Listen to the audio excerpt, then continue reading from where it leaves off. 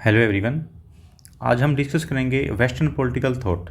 जो western political thinker हैं वो कैसे सोचते थे। तो सबसे पहले हम देखते हैं कि Greek city politics political science कहाँ से आता है। ग्रीक वर्ड में पोलिस से आता है, mean city state Greek word था।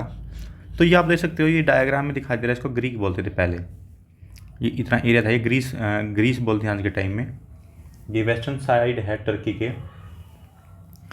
तो आगे है silent feature of ancient Greek thought. तो उनके क्या क्या थॉट थे, इनको डिस्कस करेंगे, क्योंकि किसी भी पॉलिटिक्स को समझने के लिए हमें उसके साइलेंट फीचर्स के बारे में जानना बहुत ज़रूरी है। क्योंकि ग्रीक की क्या वे ऑफ लाइफ थी, पहले ग्रीक की वे ऑफ लाइफ के बारे में डिस्कस करेंगे, देन हम उसके बारे में कुछ बता सकते हैं कि वो उनका थॉट प्रोसेस क्या था वहाँ के थिंकर का। सबसे पहले उनके साइलेंट फीचर बताना चाहिए ग्रीक थॉट प्रोसेस के, क्योंकि वो था एक सिटी स्टेट था and it means the loyalty of the person toward his city. और जो पर्सन थे उनकी लॉयल्टी थी सिटी को सर्व करना है, not the broader region. Not broader vision नहीं था उनका, ना ही रीजन था, छोटे छोटे टुकड़े थे। जैसे देखा आपने, जैसे ये सिटी स्टेट है, जैसे ये सिटी स्टेट है, इसको सर्व करना है, ये छोटे छोटे दिखाई दे रहा है ना सिटी स्टेट। जैसे हमारे यहाँ स्टेट होती हैं, उस टाइम में सिटीज़ थी, छोटी छोटी सिटीज़ थी, ब्रॉडर रीजन था, उनको सर्व करने के लिए ही वहाँ के थिंकर्स के उनके लिए रिगार्डिंग क्वेश्चंस हैं, क्या थॉट प्रोसेस था, इसे जानेंगे। और ये ब्रॉडर रीजन नहीं था, इसलिए इसको क्या बोलते हैं, ग्रीस बोलते हैं, तो सारे एरिया को मिला के। उस टाइम एग्रीरियन सोसाइटी था, मीन्स एग्रीकल्चर पर डिपेंडेंट थे, विद स्लेव होते थे, मतलब विद कोई पैसे नहीं मिलते थे, based on food and water provide basic facility, उनको स्लेव रखते थे as a mode of production. Greek believe नहीं करते थे किसमें, नेचुरल इक्वालिटी में, कि हम इक्वल हैं। बिकॉज क्योंकि आज के टाइम में सब इक्वालिटी चाहते हैं। उस टाइम डिस्क्रिमिनेशन था, जैसे इंडिया में भी वर्णा सिस्टम था, पहले 4 कास्ट थी, अब इतनी सारी कास्टें हो गई हैं। अब आज आगे फ्यूचर आफ्टर 10 ईयर कोई बिलीव नहीं करेगा कास्टिज्म, क्योंकि हम ग्लोबलाइजेशन का मॉडल आ चुका है। Everybody starting believing in quality of a man rather than caste. और उस टाइम क्या था, पैट्रियार्कियल सोसाइटी थी, means dominance of the man over women, पुरुष प्रधान सोसाइटी थी वहाँ की। और जो सिटी स्टेट थे उसमें जो छोटे छोटे सिटी थी, उसमें क्या था कि वो एक दूसरे से फाइट करते रहते थे। और उसमें से one of the most prominent war कौन सा था, पेलोपोनेशियन वॉर, जो सबसे इम्पोर्टेंट हम डिस्कस करेंगे, उसके रिpercussion क्या हुए, उनकी इफेक्ट क्या हुए। पेलोपोनेशियन वॉर था। तो इसमें क्या होता है, स्पार्टा होते हैं, वो किसको हरा देते हैं, एथेंस को, और स्पार्टा जीत जाते हैं एथेंस से। और जो एथेंस हार जाते हैं in the hands of Sparta, उसका मेजर फैक्टर क्या होता है कि जो प्लेटो होता है वो अपने आप को एज ए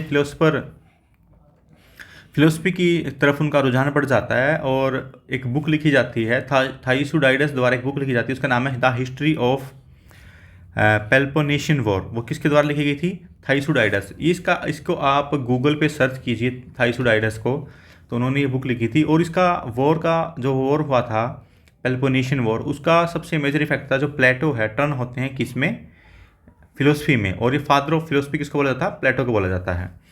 और उनकी ये जो the history of Peloponnesian war लिखी जाती है, उनकी फर्स्ट बुक कंसिडर की जाती है, क्या, आइडिया ऑफ रियलिज्म। ये क्वेश्चन आगे में हम पढ़ेंगे द रियलिज्म, तो उसमें हम पढ़ेंगे जो हिस्ट्री ऑफ पेलोपोनेशियन वॉर है, वो फर्स्ट बुक ही किसकी, आइडिया ऑफ रियलिज्म की। रियलिज्म का मतलब क्या होता है कि हम जो हमारा बिहेवियर है वो शो करता है कि हम accept the fact of the situation, हम सिचुएशंस को स्वीकार कर लेते हैं, नॉट इन्फ्लुएंस बाय फीलिंग के। जैसे मैंने एक एग्जांपल देखा, एग्जांपल क्या समझाता हूँ। मैं ट्रेन में कहीं जा रहा था और मैंने देखा कि एक चाइल्ड था और उसके पेरेंट्स उसको छोड़ आते हैं किसी दूसरी कैपिटल में। और मैंने उसकी हेल्प करने के लिए वीमेन चाइल्ड सेंटर पे फ़ोन मिला और वो टीम भी आई। तो उन्होंने पूछा कि आपको यहाँ कौन लेके आया, तो उन्होंने बताया कि मुझे यहाँ मेरे पेरेंट्स छोड़ गए हैं। तो और वो वहाँ पर बैगेज मतलब भीख मांग रहा था लड़का। उसके पीछे रीज़न क्या था, कि उसकी फीलिंग थी ना कि मुझे पढ़ना है, भीख नहीं मांगनी है। बट उसने फिर बाद में क्या किया कि मैंने फिर 2-3 महीने के बाद जाके देखा तो वहाँ पर भीख वो मांग रहा था। क्यों, उसने अपनी सिचुएशन को एक्सेप्ट कर लिया और अपनी फीलिंग्स को कंट्रोल कर लिया। तो यही उस टाइम होता है जो वॉर होता है, तो लोग अपने जो सिचुएशन है और फैक्ट्स हैं उसको एक्सेप्ट कर लेते हैं रादर देन फीलिंग। तो ये है सोक्रेट्स। सोक्रेट्स बोलते हैं, हिंदी में सुकरात है, उनका 469 BC से लेके 399 BC तक वो रहे। तो ये इनकी इमेज यहाँ क्यों लगाई गई है, इसके पीछे रीज़न ये है कि जैसे आप मार्केट में जाते हो, आपको देखते हो कि हम जिनको डेली हमारी लाइफ में देखते हैं, जैसे हमारे नेबर्स हैं, रिलेटिव हैं, हम उनको याद कर लेते हैं, उनको पहचानते हो वो बंदा है। बट अगर हम बाज़ार में जाते हैं, बहुत सारे बंदों को देखते हो, हम याद नहीं रहता है, तो हमें जो वेस्टर्न पॉलिटिकल थिंकर हैं उनके थॉट्स में मतलब डाइवेट ना हो, हमें उनको प्रॉपर से याद करना, तो सबसे पहले हमें उनकी इमेज याद करनी चाहिए, इमेज देखनी चाहिए कि वो बंदा दिखता कैसा था, ताकि हम उसके सारे विचारों को अपने जो सबकॉन्शियस माइंड है उसमें हम इजीली मेमोराइज कर पाएँ। तो ये थे सोक्रेट्स। तो इन्होंने क्या दी, थ्योरी ऑफ नॉलेज दी। तो before Socrates people focus on किस पे करते थे, फिजिकल प्रॉपर्टीज़ की, मतलब मैक्सिमम प्रॉपर्टी जितनी गेन की जाए उसके ऊपर फोकस करते थे और ये इसको रियल हैप्पीनेस मानते थे। बट जो सोक्रेट्स ने बोला कि this is not enough to constitute a good life, ये अच्छी लाइफ के लिए ये सही नहीं है। उन्होंने मोर फोकस दिया गुड लाइफ और वर्चुअस लाइफ के ऊपर कि मतलब हमें फिजिकल प्रॉपर्टी की बजाय हमें गुड लाइफ, जो वर्चुअस का मतलब होता है एक्सीलेंट लाइफ, एक्सीलेंस लाइफ। तो इसका ऑब्जेक्टिव बताया गया। ऑब्जेक्टिव क्या होता है गुड लाइफ का, उसने बताया है कि we should the knowledge of good life. तो अगर हमें पहले ये नहीं पता होगा कि गुड लाइफ होती क्या है, तो हम कैसे जिएंगे गुड लाइफ।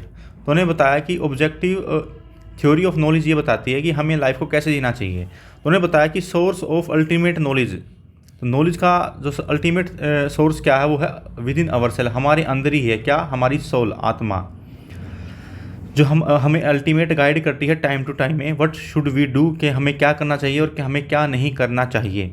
ये हमारा डिलेमा है, दुविधा है, उसको समाप्त करती है। और कहते हैं कि हमें फिर भी दुविधा, तो हमें कैसे, अगर हमारी सोल से भी हम नहीं डिसाइड कर पा रहे हैं कि what should we do, what should we do not do, तो उस चीज़ का सबसे अच्छा मेथड है मेथड ऑफ डायलेक्टिक्स। मतलब डायलेक्टिक्स में क्या होता है कि 3-4 पर्सन के साथ काउंटर आर्ग्यूमेंट करना, क्या सही है क्या गलत है, उसके बारे में विचार विमर्श करना।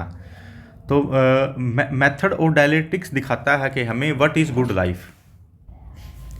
तो व्हाट इज़ डायलेक्टिक्स, डायलेक्टिक्स क्या, इसमें होता है कि डिबेट करना। जैसे हम डिबेट करते हैं तो जिसके पास ज़्यादा नॉलेज होती है वो जीत जाता है, जो अपने आर्ग्यूमेंट विद एग्जाम्पल रखता है। तो इसका मेथड क्या है डायलेक्टिक्स का, लॉजिकल रीजनिंग। हम चीज़ों को लॉजिकल वे में एनालिसिस करेंगे। और ये एक यूनिक मेथड है जिसने किसके द्वारा आविष्कार किया गया, सोक्रेट्स के द्वारा। What should be the good life, ठीक है। तो सोक्रेट्स क्या थे, एक टीचर थे बाय प्रोफेशन, वो एक अध्यापक थे और अंगेज होते थे डिबेट के अंदर। और ऑब्जेक्टिव ऑफ डिबेट यह क्या होता था, to understand the limitations of argument. जो हम वैसे तो हमारे मन में जैसे काफ़ी विचार आते रहते हैं, जैसे ही हम पेज पे लिखते हैं तो हमारे लिए लिखने के लिए कुछ नहीं होता। तो हम समझते हैं कि हमारी जो डिबेट करने के लिए कुछ लिमिट होती हैं और हमें उसको करेक्ट कर सकते हैं खुद से या दूसरों के विचार सुन के कि क्या सही है क्या नहीं है। जो हमें जैसे हम थीसिस लिखते हैं PhD के अंदर, उसमें क्या होता है कि हम आर्ग्यूमेंट लिखते हैं कि ये सही है, ऐसे हमने आविष्कार किए, ऐसी चीज़ें होंगी। तो दूसरे काउंटर क्वेश्चन पूछते हैं, हम सभी के क्वेश्चन आंसर दे देते हैं, तो हमें अलाउ कर देते हैं कि ये इन्वेंशन सही है, इनका लॉजिकल मैनर सही है। तो सोक्रेट्स डिवाइड करते हैं नॉलेज को इनटू 2 टाइप्स। टाइप 1 में क्या बोलते हैं, नॉट ए ट्रू नॉलेज, ये सही नॉलेज नहीं है, बट एन इल्यूजन। इल्यूजन का मतलब होता है कि भ्रम होना। मीन्स हम इसको नॉलेज ना कहकर इसको अच्छे से हमें व्यू देना चाहिए। ओपिनियंस और बिलीफ, ओपिनियन क्या होता है कि हमारा खुद का विचार होता है, बिलीफ का मतलब हमारी श्रद्धा, जैसे कि गॉड है या नहीं है, जैसे हमारे पेरेंट्स हैं। ओपिनियन और बिलीफ देना चाहिए, रादर देन नॉलेज का नाम नहीं देना चाहिए। सेकंड में बोलते हैं कि ट्रू नॉलेज क्या है। जो ट्रू नॉलेज होती है वो होती है कंसेप्ट बेस होती है। मतलब जैसे कि न्यूटन के first law, second law, third law है, उनको कभी भी कोई चेंज नहीं कर सकते क्योंकि वो फिक्स हैं, वो ऑलवेज ट्रूथ है। अनशेकेबल मतलब इनको हिला नहीं सकता कोई भी, एज इट इज रहेंगे। प्रोडक्ट ऑफ डायलेक्टिक्स, डायलेक्टिक्स का मतलब क्या होता है कि विचार विमर्श किया गया उनके ऊपर कि ये सही है गलत है। तो हम डायलेक्टिक्स के बारे में बताते हैं, ये होता है कि डिबेट करना, और उसमें हमारे जो ओपिनियंस होते हैं वो फिल्टर हो जाते हैं और able to achieve true knowledge. हमें जो हमारी सच्चाई का पता चल जाता है और हमें ट्रू नॉलेज हमें अचीव हो जाती है with the help of dialectics. तो मेथड ऑफ ट्रू नॉलेज क्या है, डायलेक्टिक्स, याद रखना। तो सोक्रेट्स को क्या बोलते हैं? Father of ethics. जैसे हमारा जनरल स्टडीज 4 का पेपर आप पढ़ते हो, एथिक्स है वो, उसमें क्या होता है, उसके फादर कौन है? सोक्रेट्स हैं। उसके फिलोसफी के फादर, जैसे फिलोसफी किसी का ऑप्शनल होता है उसमें हम ये पढ़ते हैं रामायण महाभारत, उसके भी फादर कौन है? सोक्रेट्स हैं। सोक्रेट्स को फादर ऑफ एथिक्स भी बोला जाता है। और एथिक्स क्या है? Ethics is the branch of philosophy. Philosophy क्या एक बिगर टर्म है या बिगर सब्जेक्ट है, और एथिक्स क्या है? नैरो है। क्यों? इस ethics is the branch of philosophy, ये नैरो टर्म है, ये बिगर टर्म है। तो एथिक्स किसके अंदर आती है? फिलोसफी के अंदर आती है। और हमें एथिक्स से क्या पता चलता है? हम अंडरस्टैंड करते हैं व्हाट ऑट टू, हमें कैसे हमें अपनी लाइफ को जीना चाहिए, लाइव इन द सोसाइटी, हमें कैसे जीना चाहिए और सोसाइटी में हमें कैसे रहना चाहिए। जो फिलोसफी में क्या होता है? स्टडी ऑफ आइडियाज़, हम इसमें आइडियाज़ को स्टडी करते हैं। तो फिलोसफी में क्या करते हैं? हम आइडियाज़ को स्टडी करते हैं और हम इम्फेसाइज करते हैं। इम्फेसाइज का मतलब जोर डालना होता है कि अंडरस्टैंडिंग द आइडिया, तो हम समझते हैं आइडिया को और कंसेप्ट को, इसलिए उनको क्या बोलता है? Father of philosophy. किसको बोला जाता है? सोक्रेट्स को। ये क्वेश्चन है, मैनी टाइम आया है यूपीएससी के अंदर, unexamined life is not worth living. ये एचपीएससी के में भी आया है। ईयर याद नहीं है तो कमेंट करना है। सबसे पहले हम इसमें किसका डिस्कशन करेंगे? सोक्रेटिक्स का थ्योरी ऑफ नॉलेज। उसमें क्या आता है? हमें ट्रू नॉलेज के ऊपर फोकस करना है। कैसे? With the help of debate. उससे पहले क्या स्कॉलर फोकस करते थे? फिजिकल प्रॉपर्टीज़ के ऊपर। बट जैसे ही सोक्रेट्स उन्होंने बताया कि हमारे पास प्रॉपर्टीज़ है, फिजिकल प्रॉपर्टी है, वो कंस्टिट्यूट नहीं करती गुड लाइफ को। तो सोक्रेट्स ने सबसे ज़्यादा फोकस दिया गुड लाइफ के ऊपर, फोकस दिया कि हमें गुड लाइफ के ऊपर फोकस करना चाहिए। उस गुड लाइफ का कैसे पता चलेगा? With the help of dialectics.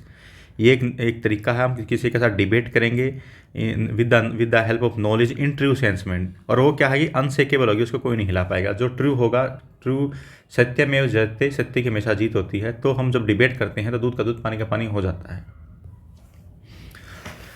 तो उसने सोक्रेट्स ने बोला कि unexamined life is not worth living. वो जस्ट लाइक जैसे पशु हैं, एनिमल्स हैं, वो अपनी लाइफ को एक सिंपल से वे में जीते हैं, एग्जामिन नहीं करते क्या सही है क्या गलत है, तो वो वर्थफुल नहीं है। हमें अपने जो बिलीफ का उनको क्रिटिकली एनालिसिस करना चाहिए, एग्जामिन करना चाहिए हमारे बिलीफ्स के अंदर।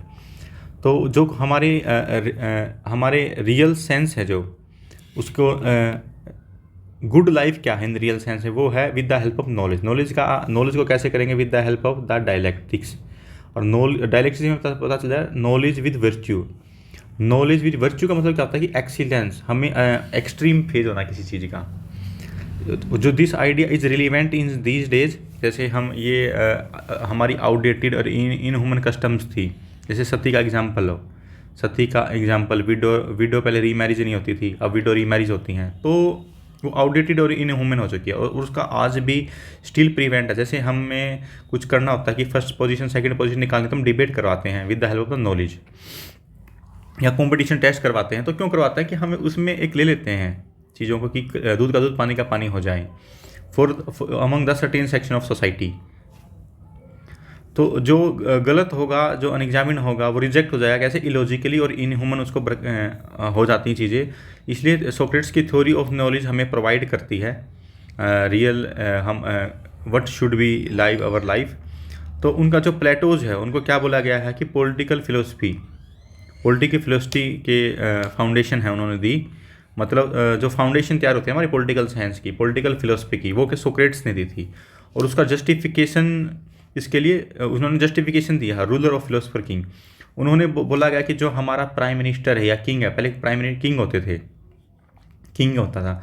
अब क्या कि प्राइम मिनिस्टर, इंडिया में प्राइम मिनिस्टर की power just like a king है। इतनी तो नहीं है, उनके पास तो लॉ एंड ऑर्डर सारी चीज़ें, पनिशमेंट की पावर उनके पास होती थी। जैसे किंग था तो उसको कैसे होना चाहिए? तो उन्होंने बोला कि rule of the philosopher king वो सबसे बेस्ट है। इसके लिए हम इसके काउंटर आर्ग्यूमेंट भी करेंगे कि क्या सही था या क्या गलत था। उस टाइम के लिए सही था, बट आज के टाइम ये इरिलीवेंट है। Thank you.